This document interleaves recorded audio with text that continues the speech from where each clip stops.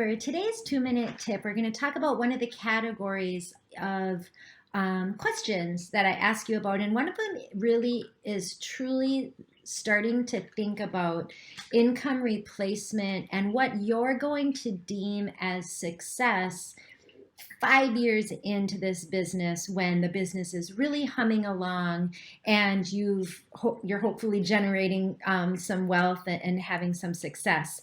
And it kind of seems like a loaded question, right? It's like, well, how much money do you want to make? And obviously we don't have a crystal ball. I don't know how much money you're going to make, but it is a very serious question because I work with people that really truly lifestyle is their goal. They want that 6-figure income. They're willing to put in the work to do it, but they also want to be done by 3:30 to spend time with their kids. They really don't want to work any weekends, and they have all these other kind of parameters around their business, and that's fine. That's totally okay. There's no right or wrong. If you're someone that's looking to create or replace, 300,000, 400,000, those businesses are probably bigger. It's going to take some time to scale them and grow them.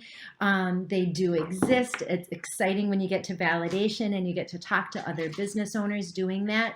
But I think it's important to keep in mind that sometimes there is a different time commitment there. Sometimes it's a matter of really kind of grinding it out for a couple years to get to that level.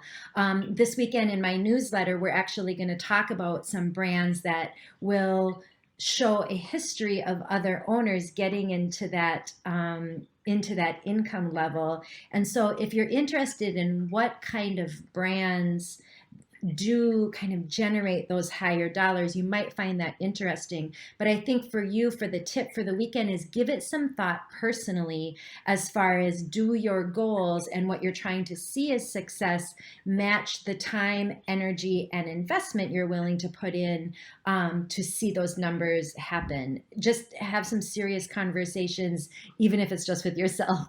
Thanks so much.